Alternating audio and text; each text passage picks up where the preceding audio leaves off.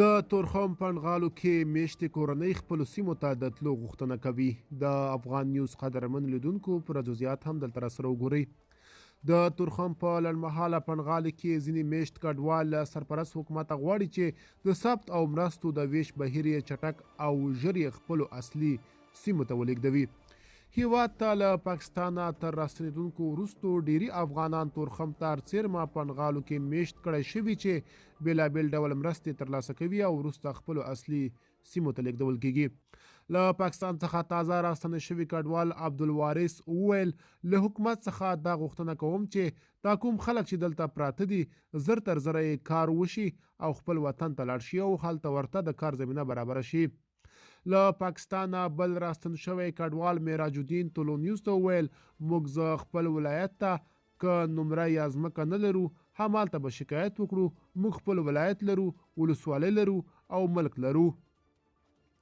بلخوا د افغان سرې میاشتې ټولنې مسؤلین وایي د خوراکي توکو مرستې د کډوالو ستونزې په دایمي ډول نشي حلولی او دوی به هغو کډوالو ته پاملرنه زیاته کړي چې په لرې پرتو سیمو کې میشت کیږي او د اړوندو ادارو له نظره لرې وي.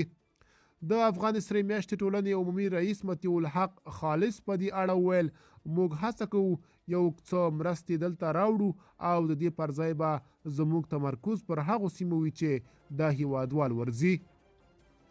د ننګرهار ولایتي مسؤلین وایي د تیر یوې نیمې میاشتې راهیسې د تورخم له لارې 55,000 کورنۍ هیواد ته راستنې شوي او د ډیری کورنۍ د ثبت او بایومتریک بهیر په بشپړۍ کړی دی.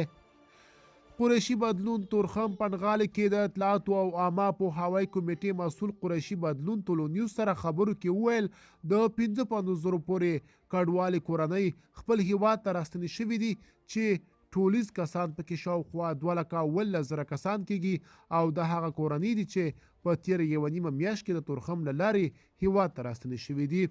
د تورخم له لارې د افغان کډوالو د بیرته راستنېدونکو د پاکستان حکومت لخوا د ضرب الاجل له اعلان وروسته چټک شو او د میسلونو د معلوماتو له مخې لا هم هره ورځ په منځني توګه 500 کورنۍ له دې لارې خپل هیواد ته راستنېږي.